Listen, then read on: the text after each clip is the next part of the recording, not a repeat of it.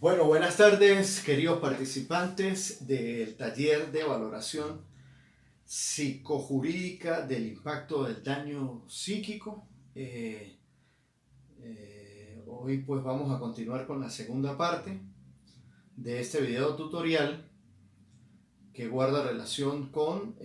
toda la estructura que estábamos explicando en la primera parte del video tutorial en cuanto a la valoración jurídica del enfoque de la psicología forense y lo que tiene que ver o guarda relación en todo caso con la evaluación o el informe que debe emitir el médico legalista o el médico forense al momento de determinar y clasificar el impacto del daño psíquico en la víctima del delito violento. Bueno, habíamos dicho que para la valoración desde el punto de vista jurídico, de manera de recapitulación rápidamente, deberíamos, por sugerencia, aplicar lo que plantea el Estatuto Jurídico de las Víctimas, desarrollado y tomado por lo que plantea la Organización de las Naciones Unidas en cuanto a la aplicabilidad de las normas de carácter supranacional y todo lo que tiene que ver con la protección de la víctima desde el punto de vista del derecho procesal venezolano, en lo atinente a la participación en cada uno de los estados y grados del proceso, hasta el derecho que le concede la misma legislación de impugnar cualquier acto o cualquier actuación que se dé dentro de la etapa de investigación penal, hasta la celebración de la audiencia oral y pública y la determinación del grado de responsabilidad en todo caso del transgresor o del perpetrador. A continuación, pues explicaré lo que más o menos debemos entender por la valoración que desde el punto de vista de la psicología forense debe establecerse a través de una defensa integral a la víctima, tomando en cuenta entonces primero la participación del equipo multidisciplinario, no solamente el abogado, en este caso el abogado penalista, sino pues el psicólogo forense y el acompañamiento del médico legalista o forense que vaya a determinar también el impacto del daño psíquico que estamos valorando al momento de determinar el grado de responsabilidad penal del victimario. Desde el punto de vista de la psicología forense, en primer lugar hay que hablar entonces de la parte que nos plantea el derecho probatorio venezolano, como es la promoción y la evacuación, en todo caso, de la prueba pericial. ¿Y qué es la prueba pericial? Pues es la experticia, una experticia forense que va a elaborar en todo caso el funcionario especialista del área de la psicología forense, así como puede ser el médico psiquiatra o en todo caso el médico legalista, que vaya a determinar y que vaya a codificar y que vaya a clasificar el tipo de patología que el orden psicológico y el orden médico legal está sufriendo o va a ser víctima, en todo caso el sujeto pasivo de la relación jurídica procesal penal. ¿Qué aspectos metodológicos debe contener la prueba pericial desde el punto de vista de la psicología forense? En primer lugar, la utilización de técnicas de evaluación. La técnica de evaluación no es más que el medio que va a utilizar en este caso el facultativo para llegar precisamente a buscar la verdad verdadera del hecho, del impacto del daño psicológico que está causando en la víctima. ¿Y cómo lo vamos a hacer? A través de dos técnicas básicamente establecidas. La entrevista clínica, que lleva consigo tomar la recopilación en ese diálogo socrático conductista que vamos a establecer con la víctima, en qué circunstancias se ha perpetrado el hecho punible, en qué contexto psicosocial, la utilización de la violencia, la amenaza, o sea, dependiendo de la naturaleza jurídica, en todo caso es muy importante que el facultativo ejerza una buena entrevista clínica forense, inclusive tomando como aspectos metodológicos lo que tiene que ver el mismo setting del servicio profesional, partiendo, como lo plantea la Unidad de Psicología Jurídica Aplicada del Instituto Clínico Psicosanor, que es válido que estas valoraciones lo hagamos también desde la instancia privada, no necesariamente tiene que ser un psicólogo, un psiquiatra, un médico legalista, establecido allí en Medicatura Forense, que ante todo evento pues deberá de oficio pues ser promovido, en este caso por el Ministerio Público y la parte digamos, querellante, la parte acusadora, la parte que celebra la acusación, o en todo caso la que ejerce la defensa activa, tiene la libertad de la prueba de promover expertos desde el punto de vista de la instancia privada. Por eso, pues, particularmente nuestra unidad de psicología jurídica viene haciendo un trabajo interesante ya con equipo multidisciplinario para hacer valer esa defensa integrada. ¿Qué en segundo término consta esa prueba pericial? Bueno, se deben aplicar y se deben anexar allí un compendio o batería de pruebas psicométricas, psicoproyectivas, que vayan a determinar las posibles alteraciones que de orden psicopatológicamente hablando, es decir, la alteración que salta de la normalidad va a afectar en todo caso a la víctima como consecuencia de ese daño que desde el punto de vista psíquico está generándose en la perpetración del hecho punible. Esta aplicación de pruebas psicológicas proyectivas y psicométricas se las puedo mencionar rápidamente. Decimos que es un compendio de instrumentos que aplican los psicólogos forenses para determinar el nivel de acuerdo a criterios diagnósticos de la alteración o el síndrome psicológico que se necesita valorar. Pruebas que tienen que ver con el test de la figura humana, el test bajo la lluvia, figura humana bajo la lluvia, el 3 de las 3 figuras, casa, árbol, figura humana, el MMPPI, que es el manual de inventario de Minnesota, que nos va a determinar los niveles de confiabilidad y validez que se establecen a la víctima dependiendo de los rasgos de personalidad. Nos van a determinar algunas situaciones que desde el punto de vista orgánico, neurológico, esté pasando la víctima desde ese mismo momento. Las pruebas de Bender, de Rorschach, del factor multifactorial 16F o las 16 tipos de personalidad, que son, digamos, instrumentos que de acuerdo a interrogantes, a preguntas, escalas, allí va a determinar el psicólogo forense definitivamente el impacto del daño desde el punto de vista psíquico que está sufriendo la víctima para determinar la responsabilidad penal, en todo caso, del transgresor. El informe psicológico también constituye, dentro del conglomerado de la prueba, digamos, pericial, una estructura determinada, y esta debe ser desarrollada tomando en cuenta 3 áreas específicas o 3 partes. La parte narrativa, que es la descripción de modo, tiempo y lugar de la comisión de ese acto ilícito, de ese hecho punible, transgresor de la ley, que está colocando pues en tela de juicio la responsabilidad penal del agresor, así como la especificación técnica, la especificación científica, es decir, la metodología propia del facultativo, de en qué se basa, por ejemplo, para determinar que estamos o que la víctima está pasando por un episodio o por un trastorno, digámoslo así, que le está alterando su estado del ánimo, su estado de humor, si está en una situación, de depresión, si presenta rasgos de ansiedad generalizada, agorafobia, fobia social, si está en presencia de trastornos, alteraciones, que es el punto de vista de la impulsividad de la conducta y el estrés propiamente, va a generar, por ejemplo, en la víctima, más que todo, cuando está en presencia de delitos que traen como consecuencia evidentemente un trauma, la discapacidad o la magnitud de la incapacidad parcial o total que le va a determinar ese daño psíquico, por ejemplo, el estrés postraumático, es decir, todo un conglomerado de aplicación de instrumentos que desde el punto de vista psicológico le van a otorgar al facultativo, en este caso al psicólogo forense, el nivel de impresión diagnóstico para concluir, para recomendar inclusive, no solamente desde el punto de vista preventivo, psicoeducativo, lo que es la psicoterapia, bajo cualquiera de los enfoques de la psicología clínica o la psicología jurídica forense,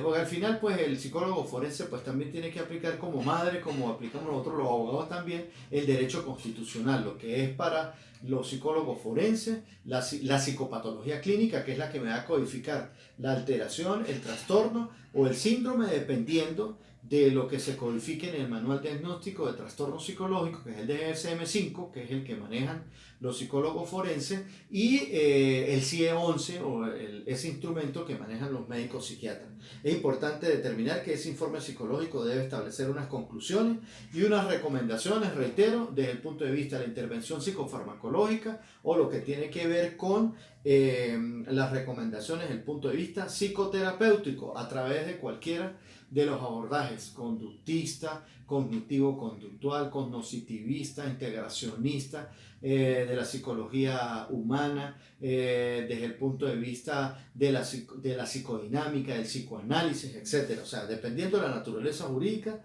del delito violento que estemos analizando.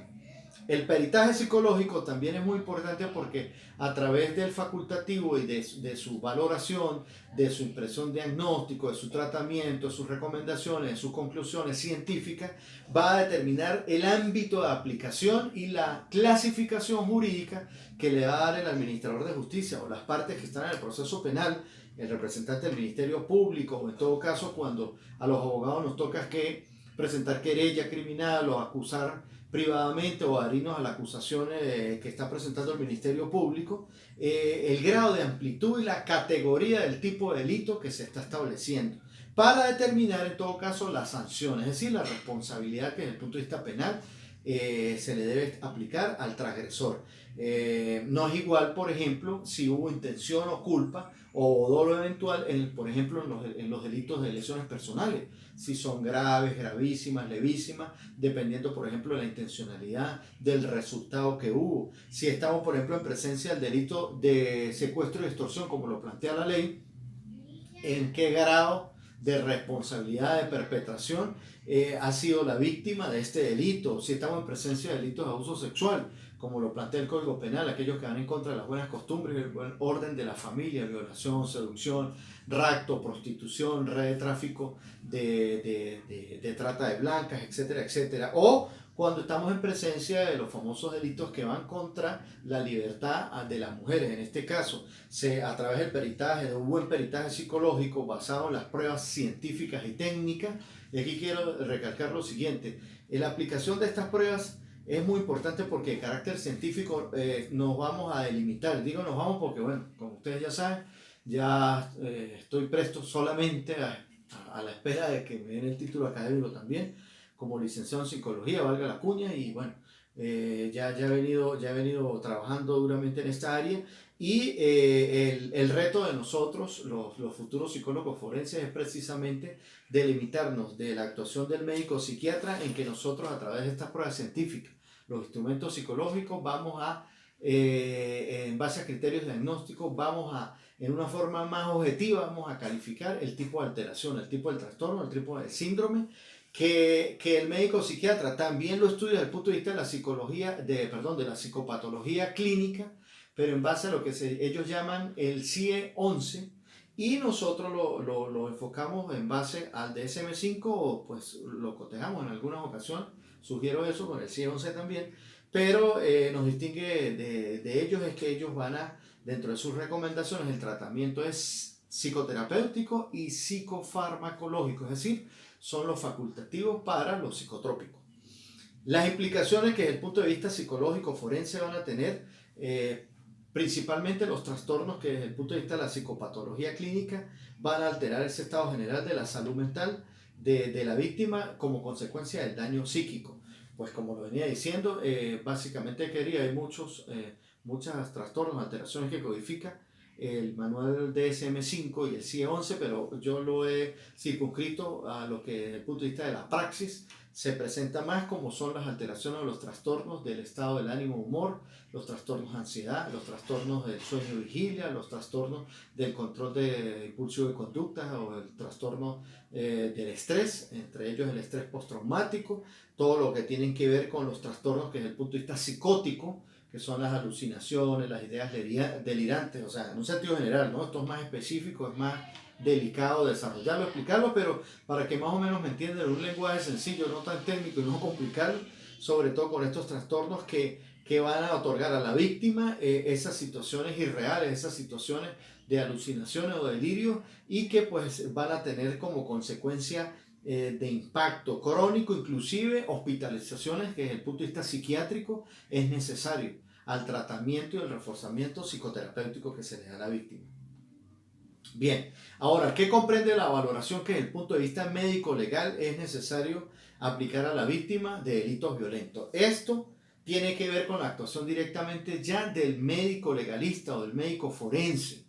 partiendo del principio de que la unidad de psicología jurídica aplicada también pues cree en este equipo profesional, que instancia privada pues también debe ser ratificado, codificado, con el que de oficio nombra pues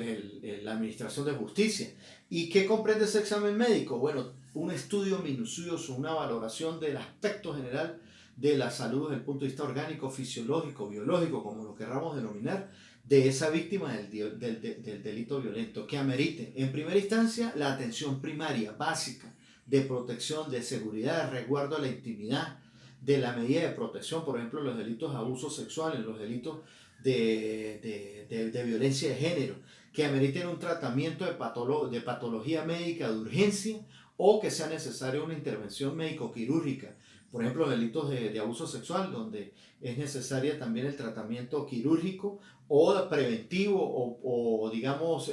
patológico de atención primaria como producto de embarazos precoces, generados de violencia, mejor dicho, de violencia, de violación, en este caso que es víctima el sujeto vulnerable, o en todo caso el tratamiento desde el punto de vista preventivo contra aquellas infecciones generadas también en los delitos de abuso sexual por enfermedades de transmisión sexual. O sea, dependiendo de la naturaleza de las 4 categorías de delitos que he querido compartir con usted, pues hay que hacer una valoración médico-legal íntegra, minuciosa, como dicen algunos expertos médicos legalistas, de pies a cabeza íntegra, que vaya a garantizar la seguridad, la privacidad, el manejo íntegro de la salud general de la víctima y otros exámenes complementarios, como son los exámenes toxicológicos, hematológicos, los electroencefalogramas, las tomografías axiales, etc. Los exámenes de laboratorio que le vayan a determinar al médico inclusive la actuación por emergencia médica causado precisamente de un ataque de pánico, de una crisis asmática, de una convulsión de la misma víctima o de una descompensación que desde el punto de vista fisiológico u orgánico presente este sujeto pasivo de la relación jurídico-procesal penal.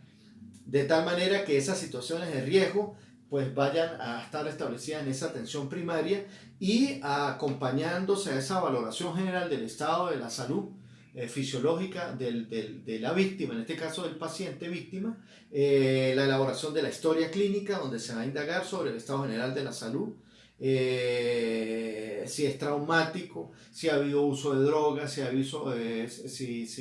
la víctima también pudiera, por ejemplo, presentar alteraciones por consumo de psicotrópicos, de sustancias psicoactivas, de alcoholismo, etc. Al igual que el derecho que le va a asistir también en todo caso. No es nuestra esencia del taller tocarlo, pero el victimario también, pues desde el punto de vista de la psicología jurídica también y forense, va a ser objeto de valoraciones, de alteraciones, para que en todo caso pues también se determine el grado de culpabilidad, porque pudieran estar presentes algunos perfiles que puedan en todo caso atenuar su responsabilidad penal, porque está,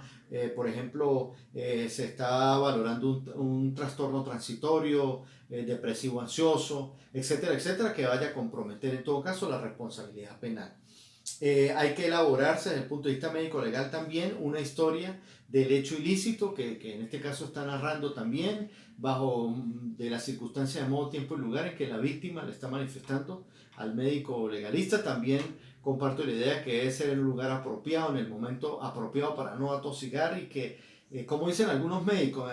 mientras más rápido se haga el examen médico legal, más rápido vamos a tener el diagnóstico patológico desde el punto de vista de la medicina legal y un criterio ya que en forma integrada va a tener el abogado, el representante jurídico, para seguir sustanciando e impulsando el proceso penal. Finalmente, esta prueba pericial pues, va a estar acompañada de lo que se denomina el informe médico legal forense, que también pues tiene dentro de su estructura, al igual que el informe del psicólogo forense, del médico psiquiatra forense también, dependiendo de la metodología, una parte narrativa, la explicación científica y técnica de ese facultativo, las respectivas conclusiones y las respectivas recomendaciones. Ahora bien, llegamos a la interrogante de qué comprenden los delitos violentos. Yo he tomado básicamente dos conceptos muy generales, pero digamos, muy nutridos, de qué deberíamos nosotros conocer por delitos violentos. El delito violento es la utilización de la fuerza, la amenaza de fuerza que hace una persona o un conjunto de personas, puede ser a nivel colectivo o a nivel individual, en contra de un tercero que en algunas situaciones pudiera ser sujeto vulnerable de acuerdo al contexto psicosocial que estemos analizando, a través de la cual pues pasa a ser víctima pasa a ser sujeto pasivo de esa relación jurídico-procesal penal, que le va a traer como consecuencia de la comisión de ese hecho punible, violencia de género, abuso sexual, delito de secuestro, extorsión, delito contra la propiedad, o en fin, la presencia de los delitos de lesiones personales, le va a traer o le va a causar a la víctima una lesión o la magnitud de esa lesión que le puede ocasionar inclusive una incapacidad, una discapacidad total o parcial, que le va a causar, como lo venimos explicando en el taller, 3 impactos de daño: el daño psíquico, el daño psicológico y el daño que desde el punto de vista material pudiera ser víctima ese sujeto.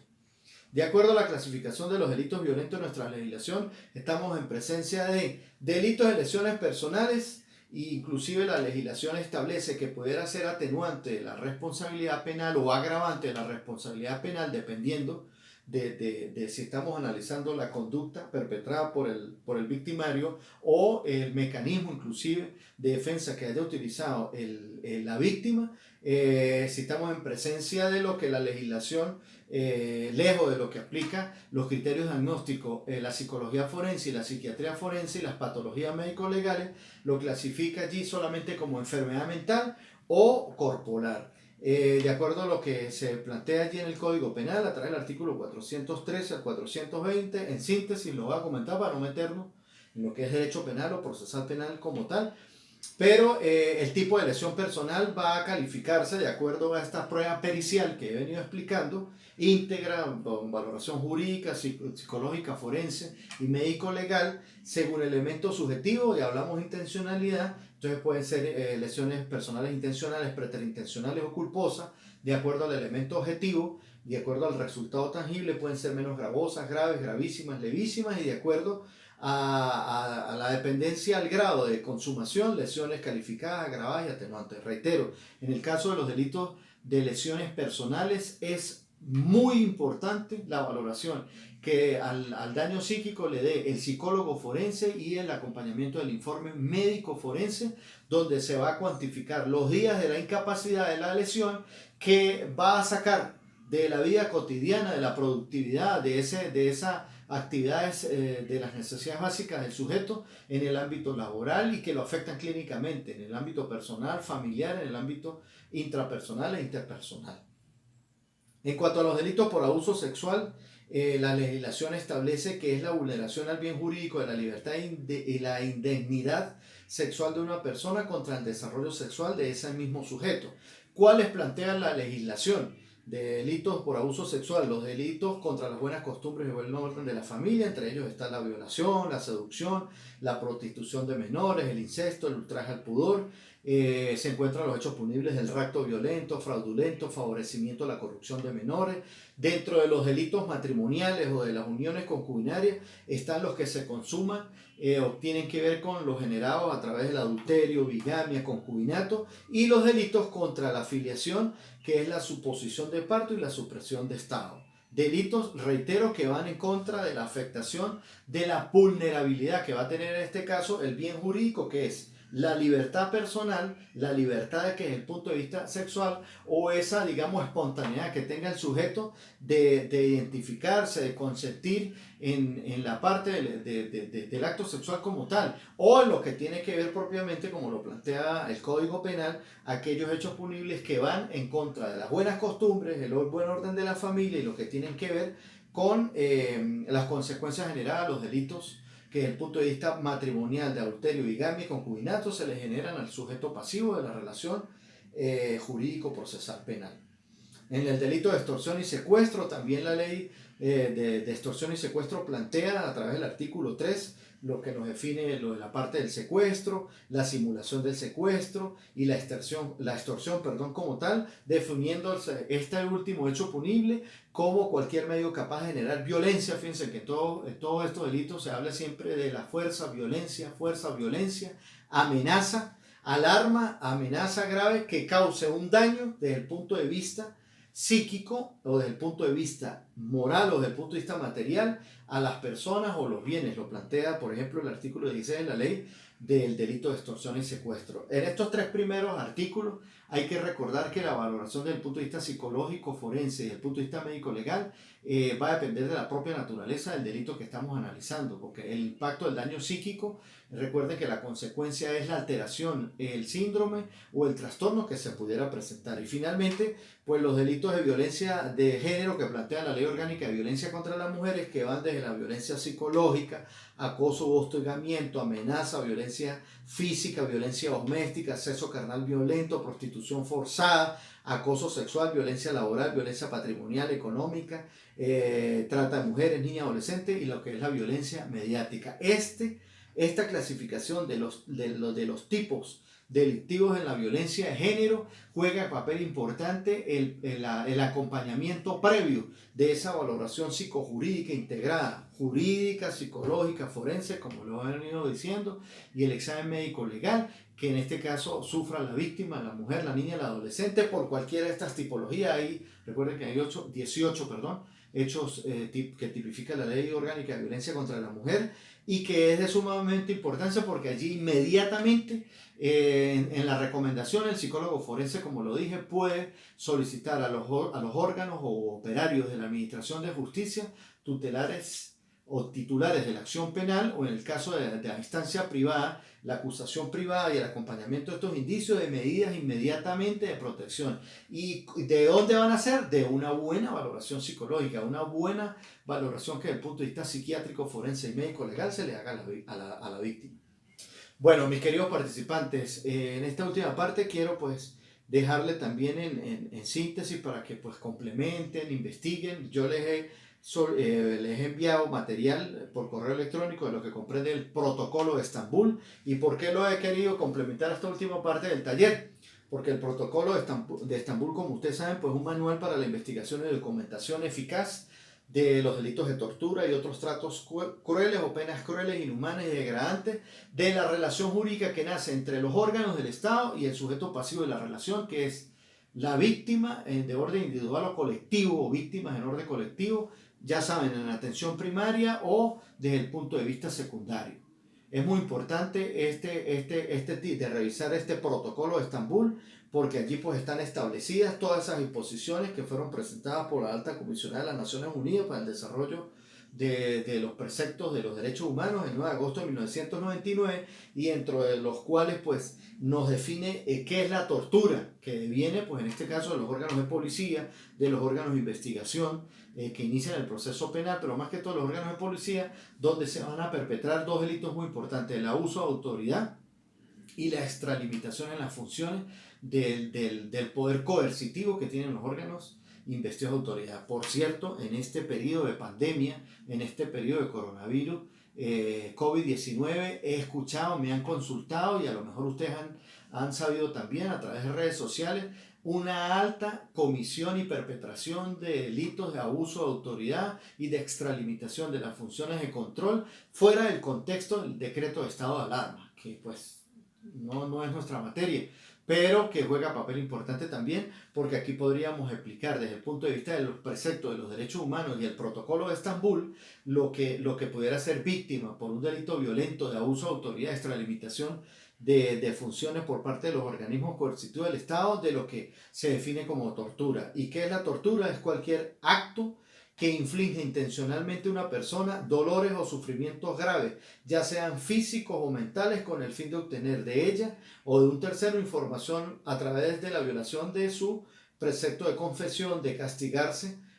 a través de un acto que no haya cometido o que se sospeche que ha cometido, o la intimidación o la coacción que ejerza sobre esa persona, sus familiares o su custodio, que por cualquier razón, basada en cualquier tipo de discriminación, vaya a determinar sufrimiento infligido en la víctima. Fíjense que el protocolo de Estambul, a través de lo que se denomina tortura, tratos crueles, inhumanos, etcétera, etcétera, establece igualmente lo que es la lesión, el impacto, el daño psíquico infligido a través de eso, de ese acto intencional que le causa dolor. ¿Y qué causa dolor? Cuando hablamos del estado emocional, estructura emocional a una persona, todo aquello que lo saque de normalidad. ¿Y qué es la normalidad? Pues aquella conducta, aquel comportamiento, aquel pensamiento, aquella actitud que le genere en el sujeto el desenvolvimiento normal, cotidiano, valga la redundancia, de sus actividades en orden. laboral, personal, individual, familiar y desde el punto de vista comunitario.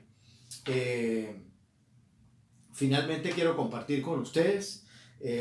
una frase que nos deja mucho, ¿no?, sobre esta parte de qué deberíamos entender por el daño psíquico y que guarda relación con pues, todos los tópicos que hemos desarrollado, que es el siguiente: si sigues siendo la víctima de tu drama, el universo te seguirá enviando villanos. Sépanlo entender, yo lo quiero compartir con ustedes y la perspectiva mía es que vale la prevención, vale la psicoeducación, vale las estrategias que de orden integrado pudiéramos establecer, bien que en algún momento de nuestras vidas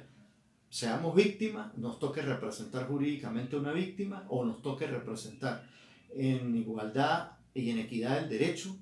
en virtud del debido proceso, derecho a la defensa y la presunción de inocencia, inclusive a algunos victimarios que comprometan en cierta manera el grado de responsabilidad penal que les pudiera ocasionar una sanción desde el punto de vista penal. Así que bueno, mis queridos participantes, abiertos ya en esta segunda parte del foro chat, quedo de ustedes cualquier interrogante, cualquier aporte, cualquier complemento válido. Y bueno, mi mensaje final es eso: estudiemos, apasionémonos por estas ciencias, no solamente jurídicas, sino esta ciencia social como es la psicología forense, que desde el punto de vista del Instituto Clínico Psicosanar, a través de la unidad de psicología jurídica aplicada, venimos desarrollando, porque quien trabaje bajo esta óptica, bajo este anclaje, bajo este abordaje